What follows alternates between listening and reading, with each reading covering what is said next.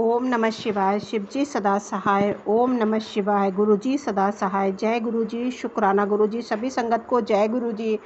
संगत जी, शिव महाप्राण रुद्र संहिता भाग 3 का 53 अध्याय है। मैना की इच्छा के अनुसार एक ब्राह्मण पत्नी का पार्वती को पतिव्रत धर्म का उपदेश देना।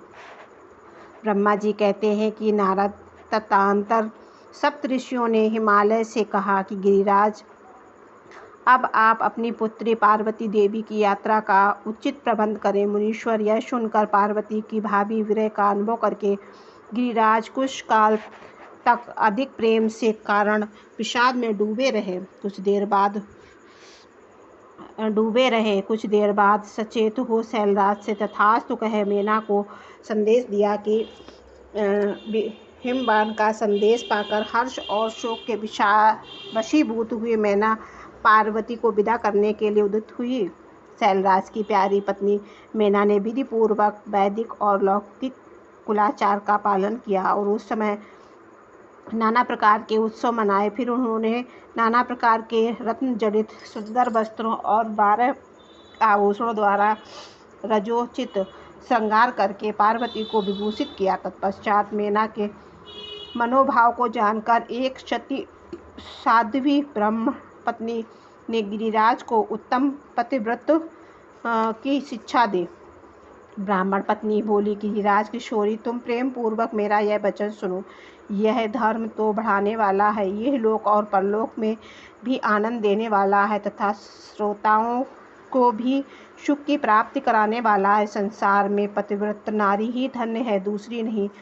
वही विशेष रूप से पूजनीय है। पतिव्रता सब लोगों को पवित्र करने वाली और समस्त पाप राशि को नष्ट कर देने वाली है। प्रिय शिवे, जो पति को परमेश्वर के समान मानकर प्रेम से उसकी सेवा करती है, वह इहलोक में संपूर्ण भोगों का उपभोग करके अंत में कल्याणमयी गति को पाती है। सावित्री, लोपा, मुद्रा, अरुंधति, शांडली, शतरूपा और अनसुईया, लक्ष्मी, स्वधा, सती, संज्ञा, सुमति, श्रद्धा, मैना और स्वहा ये तथा और भी बहुत सी स्त्रियां साध्वी हुई हैं। यहाँ विस्तार भय से उसका नाम नहीं लिया गया है। वे बहुत पतिव्रत के बल से ही सब लोगों की पूजनी तथा ब्रह्मा, विष्णु, शिव एवं मुनीश्वरों की अनुयायी हो गई हैं। इसीलिए तुम्हें अपने पति भगवान शंकर की सदा सेवा करनी चाहिए। वे दीन दयालु, सबके मानवीय और सत्पुरुषों के आश्रित हैं। स्मृतियों और स्मृतियों और पतिव्रत धर्म को महान बताया गया है। इनको जैसा श्रेष्ठ बताया जाता है वैसा दूसरा धर्म नहीं है। यह निश्चय पूर्वक कहा जा सकता है। पतिव्रत धर्म में तत्पर रहने वाली स्त्री अपने प्रिय पति के भोजन कर लेने पर ही भोजन करे। शिवे, जब पति खड़ा हो तब साध्वी स्त्री को भी खड़ी ही रहनी चाहिए। शुद्ध बुद्धि वाली साध्वी स्त्री प्रतिदिन अपने पति के सो जाने पर सोए और उनके जागने से पहले ही जग जाए। वह छल कपट छोड़कर सदा उनके लिए हितकर कार्य ही करे। शिवे, साध्वी स्त्री को चाहिए कि जब तक वस्त्र आभूषणों से विभूषित ना हो ले तब तक वह अपने पति की दृष्टि से सम्मुख ना लाए। यदि पति किसी कार्य से परदेश गया हो तो उन दिनों उसे कदापि श्रृंगार नहीं करना चाहिए। पतिव्रता स्त्री कभी पति का नाम ना ले। पति के कटुवचन कहने पर भी वह बदले में कड़ी बात ना कहे। पति के बुलाने पर वह घर के सारे कार्य छोड़कर तुरंत सबके ऊपर चली जाए और हाथ जोड़कर प्रेम से मस्तक झुका पूछे, नाथ, किस लिए इस दासी को बुलाया? मुझे सेवा के लिए आदेश देकर अपनी कृपा से अनुग्रहित कीजिए। फिर पति को आदेश दे उनका वह प्रसन्न हृदय से पालन करे। वह घर के दरवाजे पर देर तक खड़ी ना रहे, दूसरे के घर ना जाए। गोपनीय बात जानकर हर एक के सामने उसे प्रकाशित ना करे। पति के बिना कहे ही उसके लिए पूजन सामग्री स्वयं जुटा दे। उसके हित साधन के यथोचित अवसर की प्रतीक्षा करती रहे। पति की आज्ञा के बिना ही कहीं तीर्थ यात्रा के लिए ना जाए। लोगों की भीड़ से भरी हुई सभा और मेले आदि में उत्सवों का देखना वह दूर से ही त्याग दे। जिस नारी को तीर्थ यात्रा का फल पाने की इच्छा हो उसे अपने पति के चरणोदक पीना चाहिए। इसके लिए उसी में सारे तीर्थ और क्षेत्र है, इसमें संशय नहीं है। पतिव्रत नारी पति की उच्छिष्ट अन्न आदि को परम प्रिय भोजन मानकर ग्रहण करे और पति को कुछ देर उसे महाप्रसाद मानकर श्रोधाय करे। देवता, पितर, अतिथि, सेवक वर्ग,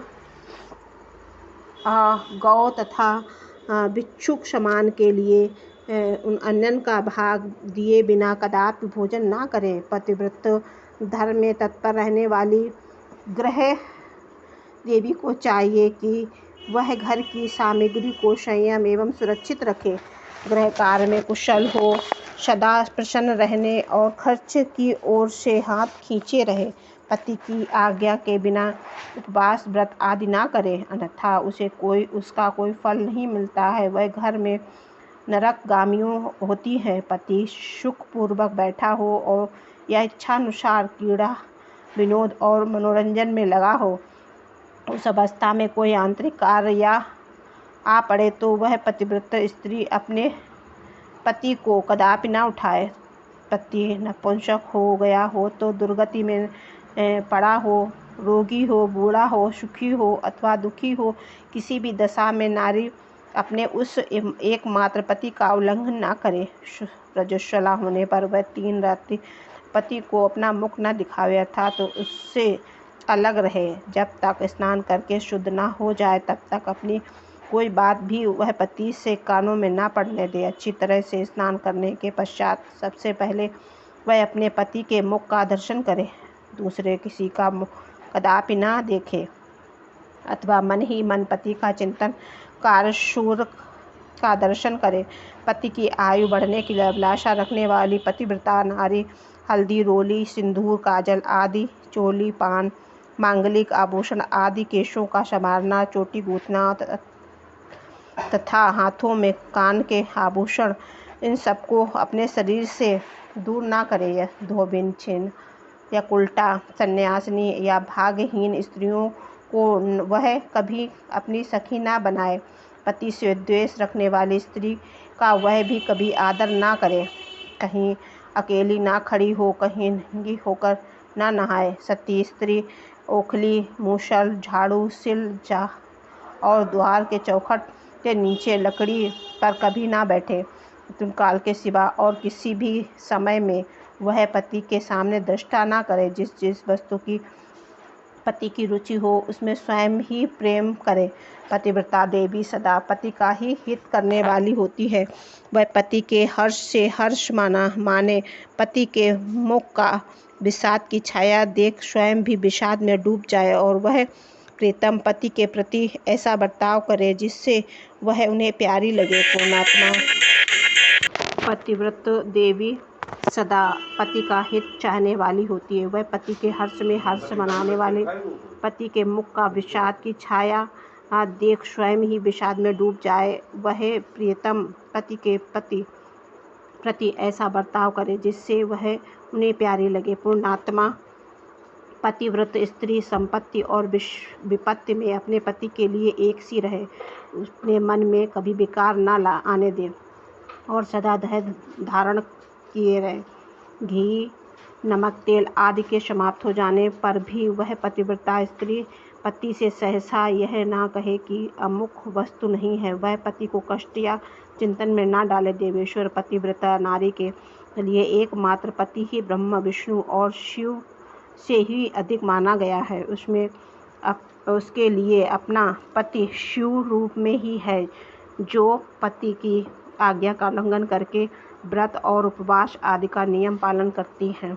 वह पति की आयु का हर लेती हैं और मरने पर नरकगामी हो जाती हैं। जो स्त्रियां पति के कुछ कहने पर क्रोधपूर्वक कठोर उत्तर देती हैं, वह गाँव की कुतिया और निर्जन वन में सियारनी होती हैं। नारी पति से ऊंचे आसन पर ना बैठे, दुष्ट पुरुष के निकट ना जाए और पति से कभी कातर वचन ना बोले, किसी की निंदा ना करे, कलह को दूर से ही त्याग दें, गुरुजनों के निकट ना तो उच्च स्वर में बोले और ना हंसें।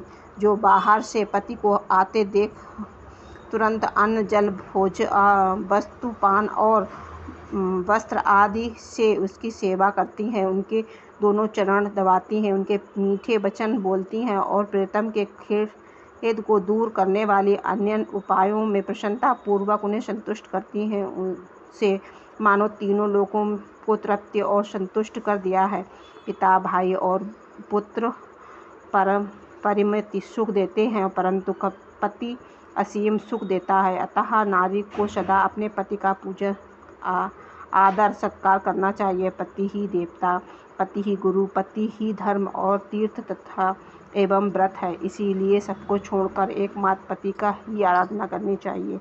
जो दुर्बुद्धि नारी अपने पति को त्याग कर एकांत में विचरती है, वह वृक्ष के खोखले में शयन करने वाली क्रूर उल्की होती है। जो पराये पुरुष को कटाक्षपूर्ण दृष्टि से देखती है, वह चेतावनी देखने वाली होती है, और जो पति को छोड़कर अकेले मिठाई खाती है, वह गांव में सुअरी होती है अथवा बकरी होकर अपने ही विष्ठा खाती है। जो पति को तू कहकर बोलती है, वह गूंगी होती है। जो गौमाता से ईर्ष्या रखती है, वह दुर्भाग्यवती होती है।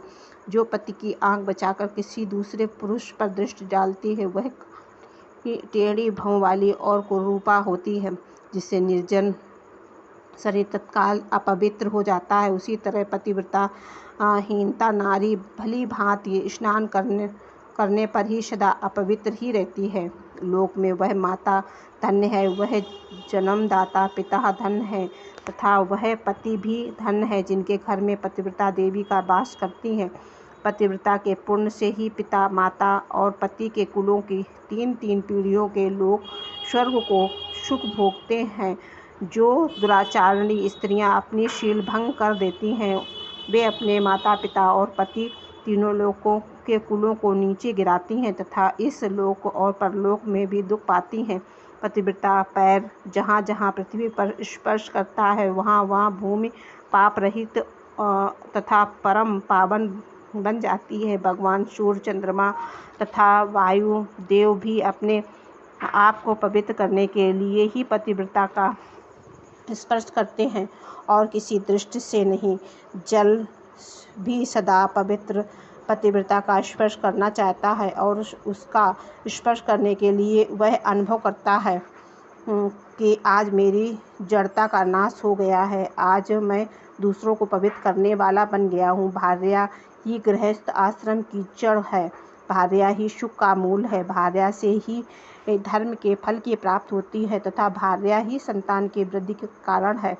क्या घर में अपने रूप और लावण्य पर गर्व करने वाली स्त्रियां नहीं हैं, परंतु पतिव्रत नारी को विश्वनाथ शिव के प्रति भक्ति होने से ही प्राप्त होती है। भार्या से इस लोक का परलोक दोनों पर विजय पाई जा सकती है। भार्याहीन पुरुष देव यज्ञ, पितृ यज्ञ और अतिथि यज्ञ करने का अधिकारी नहीं होता है। वास्तव में गृहस्थ वही है जिसके घर में पतिव्रता स्त्री है। दूसरी स्त्री तो पुरुषों को उसी तरह अपना ग्रास भोग बनाती है जैसे जरा अवस्था एवं राक्षसी। जैसे स्नान गंगा करने के लिए शरीर पवित्र होता है, उसी प्रकार पतिव्रता स्त्री का दर्शन करने पर सब कुछ पावन हो जाता है। पति को ही दृष्टि देव, इष्ट देव मानने वाली सती नारी और गंगा में कोई भेद नहीं है। पतिव्रता और उसके पतिदेव उमा और महेश्वर के समान, अतः विद्वान मनुष्य उन दोनों का पूजन करते हैं। पति प्रणव और नारी देववेद ही सृचा है। पति तप है और स्त्री क्षमा, नारी सत्कर्म है और पति का उसका फल। शिवे सती नारी और उसके पति दोनों दंपति धन्य हैं। गिरिराज कुमारी, इस प्रकार मैंने तुमसे विधि पतिव्रत धर्म का वर्णन किया। अब तुम सावधान हो आज मुझसे प्रसन्नता पूर्वक पतिव्रता के भेद का वर्णन सुनो। देवी पतिव्रता नारियां उत्तमा आदि भेद से 4 प्रकार की बताई गई हैं, जो अपना स्मरण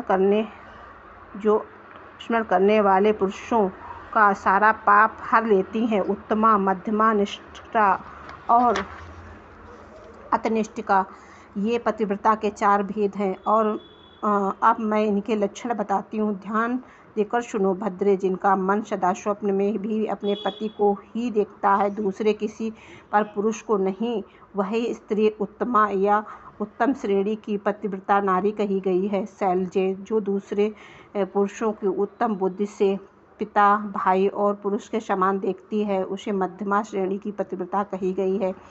पार्वती, जो मन से अपने धर्म का विचार करके व्यभिचारी नहीं करती है, सदाचार में ही स्थिर रहती है, उसे निष्ठा अथवा निम्न श्रेणी की पतिव्रता कहा गया है। जो पति के भय से, कुल के कलंक लगने से, डर से, व्यभिचार से बचने के प्रयत्न करती है, उसे पूर्वकालीन के विद्वानों से अति निष्ठा अथवा निम्न कोटि की पतिव्रता बताया गया है।